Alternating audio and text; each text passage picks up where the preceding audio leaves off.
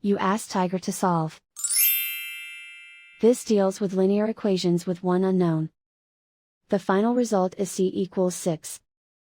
Let's solve it step by step. Group all constants on the right side of the equation. Subtract 5 from both sides. Simplify the arithmetic.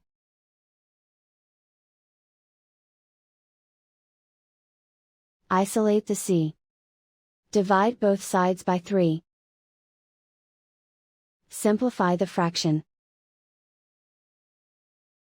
Find the greatest common factor of the numerator and denominator.